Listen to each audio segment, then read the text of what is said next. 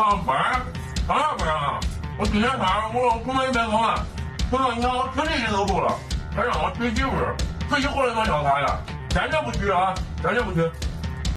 35岁存款100万属于什么水平？大家好，我是家庭生活小强哥。老话说30而立，今天来打扫的这个大哥35岁了，工作多年，存款100万。有的人追求爱情和家庭的温暖，有的人追求事业的成功和财富的积累。这位大哥选择了躺平吃利息。家人们，如果你手里有100万，你第一件想做的事情是什么呢？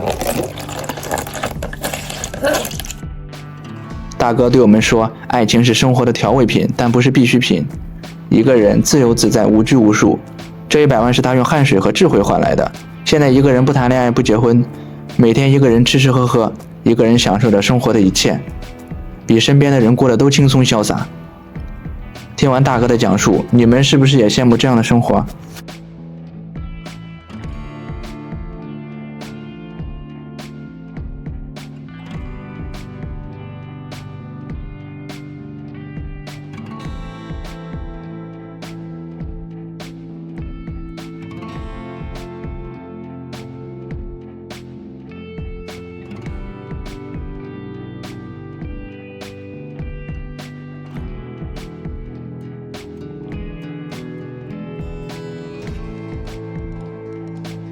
可以看出来，大哥家里除了卫生比较糟糕，装修还是挺不错的，每天吃的喝的也都不是便宜的东西。没有传统的家庭和爱情，大哥的生活真是充满了自由和快乐。每个人都有自己的选择和追求，如果是你，愿意这样一个人度过自己的一生吗？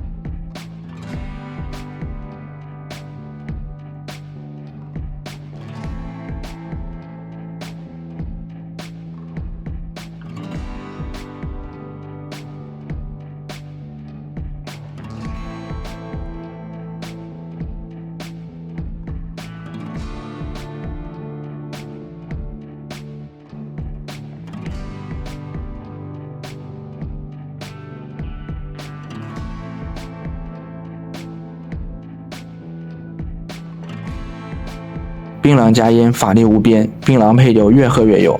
大哥屋子里除了没有女人，别的东西真是应有尽有。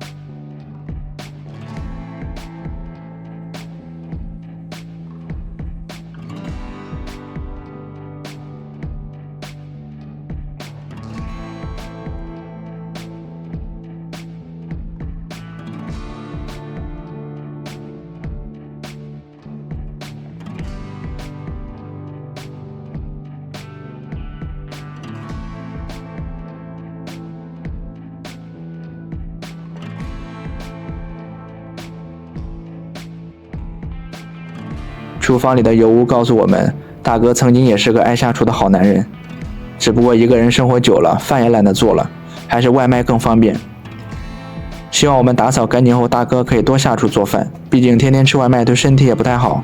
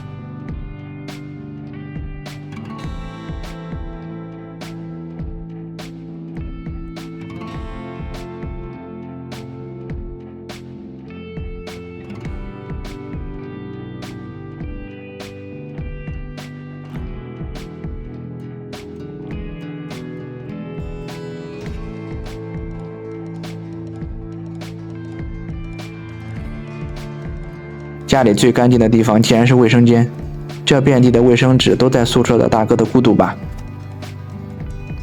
对待不婚主义者，你们是如何看待呢？